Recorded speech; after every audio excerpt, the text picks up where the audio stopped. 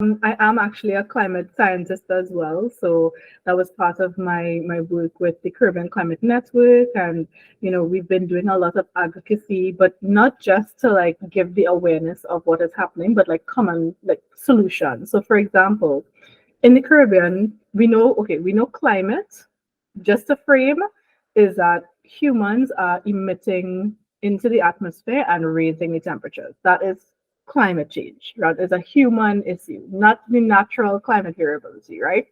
So the human issues with climate change is that we're getting acidification of the ocean water, we're getting temperature rise of the ocean water, we're also getting sea level rise because as water gets hotter, it expands. So, with all of these things changing in our oceans, it's going to affect the life that lives there. Because if you think about us, we can't stand up behind an exhaust from a car and breathe happily. So, the same thing with fish. If it is that the water is dirty or it's more acidic or the chemical composition has changed, they are basically going to be choking as well. The gills are very sensitive. For example, corals, as you said, corals are so sensitive because they live in such a stable environment for so long to build these beautiful underwater forests. And with climate change in such a short space of time, we're seeing if it is that the water level gets a little higher or lower, their spawning is affected. It's not like they can pick up themselves and move away. They're going to suffer. And so that's why we see coral bleaching happening, which is that they're under a lot of stress. So think the same way that we are stressed out when we have so many things to do. And we're like, oh my God, how am I surviving this? It's the same thing with the coral. And of course, the fish and everything else that lives in that ecosystem. So if you remember when we were little, we talked about food webs. Think about the coral reef as having thousands of different things living in the same place. And when one little thing changes, it can affect everything and just collapse that entire food web. So it is a lot.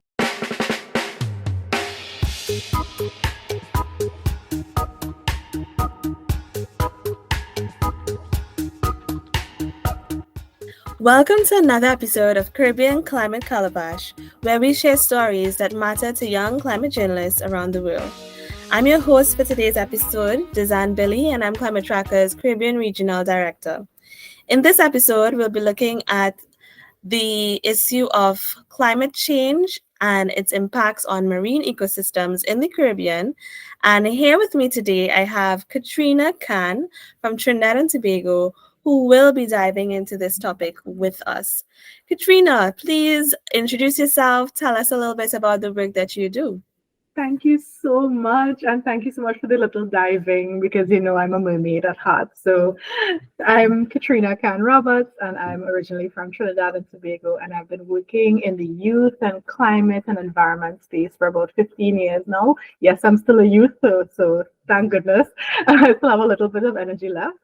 And of course, well, Dizzanne and I, we know each other from like the beginning. So I know you know that I know that you know what I know. That's a really good way to put it, Katrina. And it's just so amazing to see how far you've come and, your entrepreneurial spirit and everything that you put into the work that you do. So first of all, I want you to tell us a little bit about Mertrina Marine Minded Network. What inspired you to do this? And I can talk a little bit more about it, but I want you to because I'm really passionate about that specific, let's say, character. Yeah. So thanks. Yeah. So Mertrina was actually one of my nicknames when I was about 6 years old because I always loved mermaids. I loved Splash. That was like the first thing I was like, oh, this is so fascinating that they were able to film this movie back in the 80s, with this beautiful mermaid tail underwater. So it's like, this is amazing. And I always loved to swim. And so my family, they used to call me Mertrina. And I never really thought about Mertrina being anything more than just a home name, like a nickname. But during the pandemic is when it really cemented in my head that I was like, okay, I did have Marine Minded, which was like my passion project because I always wanted to be a marine biologist and a mermaid. So I was like, okay, let's bring these two things together because we never know when we're going to die. To be honest, I know that's not something to laugh about, but I was like, this is a moment that I could choose to leave something that is bigger than myself. And so I created Mertrina as an ocean advocate mermaid from Trinidad and Tobago in my likeness. And I had never really seen anything like it before. There were other mermaid performers in other parts of the world. There were other ocean advocates and science advocates as well.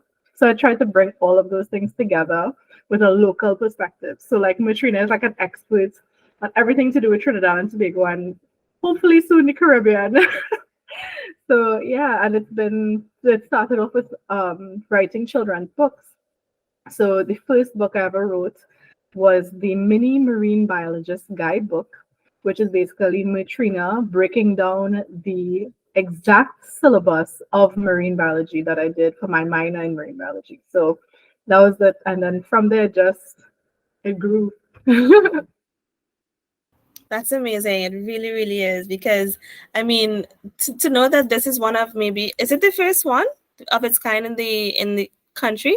In the Caribbean, I believe so. I know there aren't any other mermaids per se. So I'm technically the first professional mermaid in Trinidad. That is amazing. So, have you? I mean, I've read the book. I've seen all of the performances and so on that I've seen like on social media and so on. But when you go out there, when you change into your outfit, how was that experience like? Like, do you feel like you can just like jump into the water and swim across to Grenada? Like, how do you feel when you kind of do that transition into Mertrina? Yeah, that's a great question. So I the first thing that happened was actually that I have been mermaiding on the side. So like I have the monofin. So it's a really tough process to relearn how to swim with this thing that's tying your legs together. So it took me 7 years to reach where I am right now, actually. So I've been training for this without really knowing I was training for it. But every time I put on that tail, especially when there are little kids around, it's either kids are scared and like run away screaming, or they come and they're so fascinated, like, what is this? Are you real? And yes, every time I put it on, I do want to just jump into the water and swim. It is a tough, it's like a sport, right? So it's like you have to learn how to breathe properly, you have to know how to move properly with it. So it does take a lot of effort. And there were other people in Trinidad. So there was Shamala Narwani. She did her mermaid stuff as well. So they have the mermaid tails. There was Mermaid Caribana. Can't remember if that was actually her name, but she was here a couple of years ago too. And they used to have mermaid tails for rent. So I was always like, this is so fascinating. And I just kind of like, I wanted to make sure that it had that ocean like literacy component, because it's like, you are a personification of the ocean when you are a mermaid. You know, everybody thinks of the mermaids as being mythical creatures, beautiful, haunting with their songs and stuff. So I was like, this is a great way to teach young people about the importance of the ocean as well. So yeah, I do just want to jump in and swim all the time. It's very cool being a mermaid. I can imagine. I mean, one of the big things for Trinidad and Tobago, I think, is in terms of marine life, is our coral reefs, right? So can you tell us a little bit about, the impacts of climate change on the coral reef specifically, and then maybe go into the marine ecosystems for Trinidad and Tobago? How is the climate crisis affecting it? And if it is, how? Definitely. So I am actually a climate scientist as well. So that was part of my work with the Caribbean Climate Network. And, we've been doing a lot of advocacy, but not just to like give the awareness of what is happening, but like common like solutions. So for example, in the Caribbean, we know climate, just a frame, is that humans are emitting into the atmosphere and raising the temperatures. That is climate change. That is a human issue, not the natural climate variability, right? So the human issues with climate change is that we're getting acidification of the ocean water, we're getting temperature rise of the ocean water, we're also getting sea level rise, because as water gets hotter, it expands. So with all of these things changing in our oceans, it's going to affect the life that lives there. Because if you think about us, we can't stand up behind an exhaust from a car and breathe happily. So the same thing with fish. If it is that the water is dirty or it's more acidic or the chemical composition has changed, they are basically going to be choking as well. The gills are very sensitive. For example, corals, as you said, corals are so sensitive because they live in such a stable environment for so long to build these beautiful underwater forests. And with climate change in such a short space of time, we're seeing if it is that the water level gets a little higher or lower, their spawning is affected. It's not like they can pick up themselves and move away. They're going to suffer. And so that's why we see coral bleaching happening, which is that they're under a lot of stress. So think the same way that we are stressed out when we have so many things to do. And we're like, oh my God, how am I surviving this? It's the same thing with the coral. And of course, the fish and everything else that lives in that ecosystem. So if you remember when we were little, we talked about food webs. Think about the coral reef as having thousands of different things living in the same place. And when one little thing changes, it can affect everything and just collapse that entire food web. So it is a lot, and especially because humans depend so much on the environment. So yeah. Yeah, especially the Caribbean, right? We are very dependent on our marine life and having a healthy ecosystem under there. As much as it impacts the marine life, that then impacts us as well. You know what I Mhm. mean? And I love that you describe it as an underwater forest. I love that term. Do you think that enough is being done to protect our marine life in the Caribbean? You can speak about Trinidad or the region as a whole. Do Mhm. you think enough is being done? So it's very difficult because we know the ocean is one big ocean. So it's not just about what we are doing here that is affecting climate. It's all these other countries that have the bigger responsibility and chunk of the reasoning behind climate change happening. In the Caribbean region, all we can do is advocate and say that this is affecting us without us actually being the big part of the issue at hand. And that is where internationally it's more prudent to work together at an international and global level for this one ocean. But again, the Caribbean has a strong voice in saying that yes, we are ocean states. Most of our area is actually ocean. We have our exclusive economic zones. We depend on it for our economies with fishing, our food. It's like everything that we need is tied so closely to the ocean because we are such small land masses, right? And so many people stuck on one little landmass with vulnerable resources, little bit of resources. I mean, Trinidad and Tobago is a very strange example because we are an industrialized country. So that is a whole other topic that we have to talk about. But all the other islands, all the other small island developing states, even the ones that are not small islands, like Guyana is still a small island developing state. So it's interesting how the nomenclature has evolved. It's interesting how the global policy has evolved. And I personally believe it's not strong enough and not fast enough because we're seeing the changes happening right now.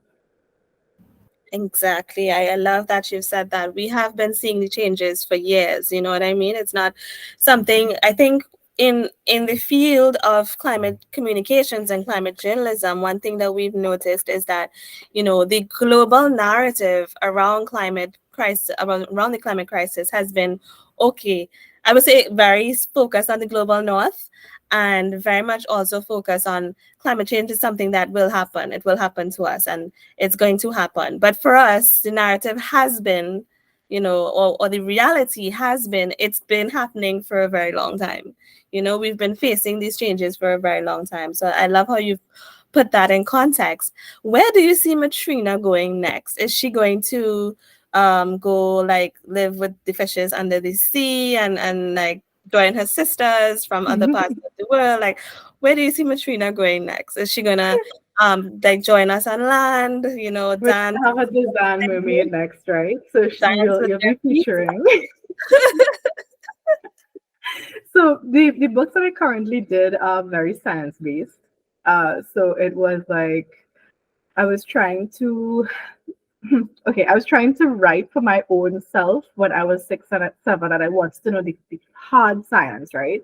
And what I realize now is that storytelling, which is what I think I learned this from you most, because you've been writing about climate in the Caribbean for so long, and I've been following you and reading everything that you do. And like, I think that storytelling is such a strong thing. So I have lots of plans, but it is really hard to market a sciencey story. Yeah, and that is where I'm trying to bridge that gap, because I still want the child to learn something, not just a fable or something like that, and like like the Aesop's fables, how at the end you would have this thing that you would learn.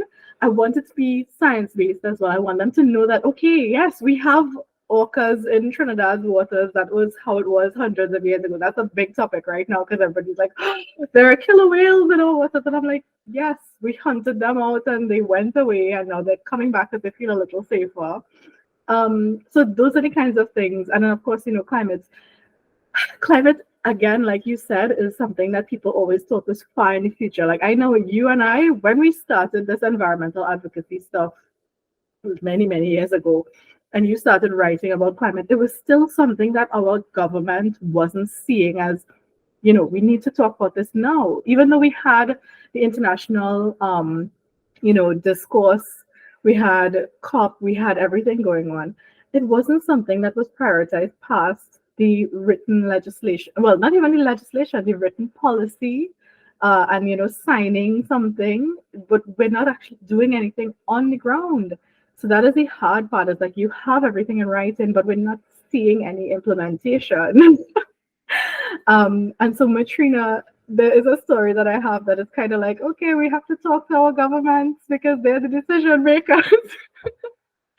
But it is a tough thing, especially when you're trying to speak to youth, because I feel like youth have a nice way of being flexible with regard to their culture, but older people who are the decision makers, unfortunately, sometimes you have to show them that it affects them before they are willing to change. So there's a lot of stuff. Nuances, yeah. Maybe you need to get like a costume for your parents and like create create a characters for them as well, and sort of have them speak to the older generation. I don't know, but that's really interesting, and I know that it's gonna go far because it's starting off something like this in the region. It's amazing, and I really hope that you get the support that you need. So anything that we can do as well to help put that message out there, and you can always reach out to us at Climate Tracker. And so earlier you mentioned that you're working with an organization called the Caribbean Climate Network. Can you tell us a little bit about that, what you guys do, and maybe what are some of the success factors that you've experienced recently? Yeah, so the Caribbean Climate Network is actually part of 350.org out of the US. And we are around for, I think it's about 3 years now. And it started off with Amira in Puerto Rico, and she started this thing throughout the entire region, bringing us all together. Then there's a people from Guyana and myself from Trinidad. And so we work together to try and bring together all our like-minded climate advocates, because we thought, everybody's been educating and educating and educating, but we're not seeing any actual change. So the best thing we thought of doing was talking about adaptation, because again, the Caribbean itself doesn't have enough emissions and enough impact to say that we are the cause of climate change, but we are still going to be on the forefront of the impacts. We're going to have hurricanes, we're going to have sea level rise, we're going to have saltwater intrusion, we're going to have coastal erosion, we're going to have all sorts of, carry-on effects from this climate crisis. So we started building our network in each of the countries, trying to get everyone who's on the ground already doing the work to get resources, training, and stuff like that. And everything is free. So that is one other great thing about it. We have everybody who's already working together for a regional voice then. And then that will join together with the global voice, because there's 350 all over the world. So for example, we have our Just Transition event, which is our first Trinidad and Tobago event. And it's coming up on the 3rd and 4th. of November 2023. And the great thing is that everybody around the world is doing the same programming on the same days, right? So in Trinidad and Tobago, we're going to be doing art advocacy. So we're going to be doing an art exhibition from people who are already in the space in Trinidad and Tobago doing the work.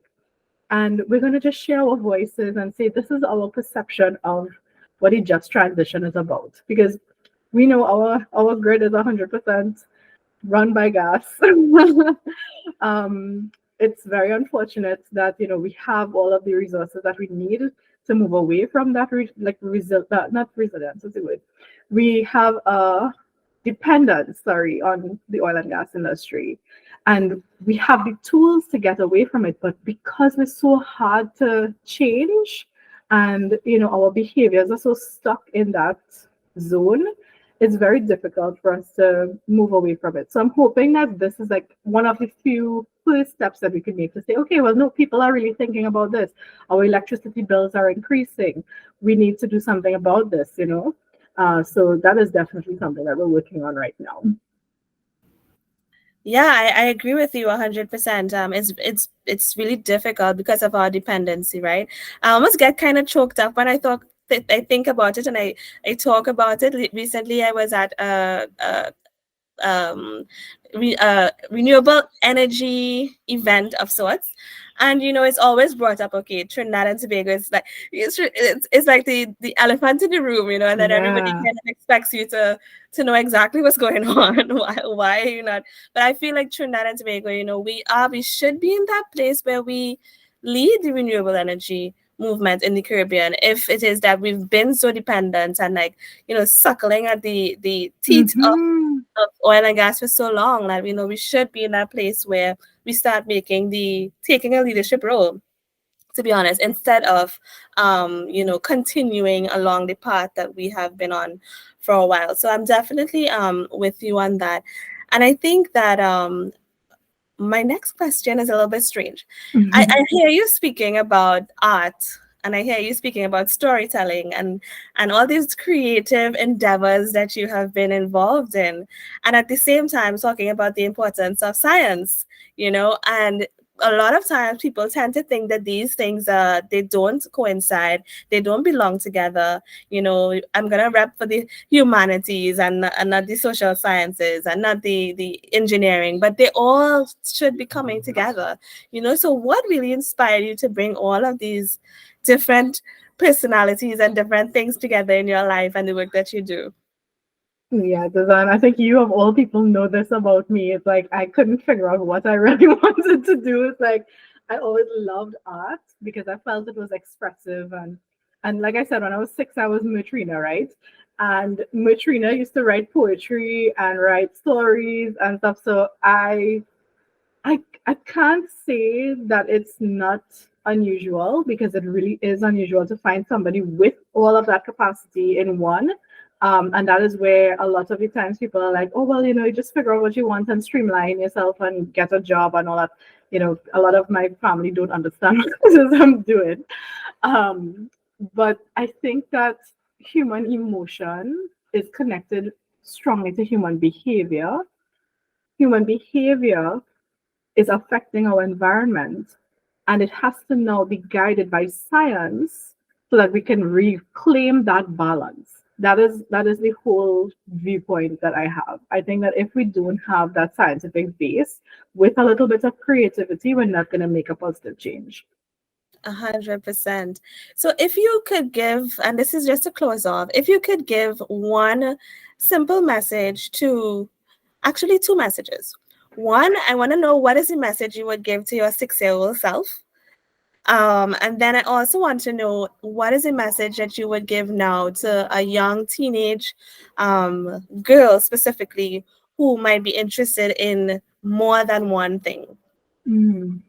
So for my 6-year-old self, I would say no dream is too crazy, because if you don't chase after your dreams, and also do it earlier, because I realize now I'm getting a little older and I don't have the energy.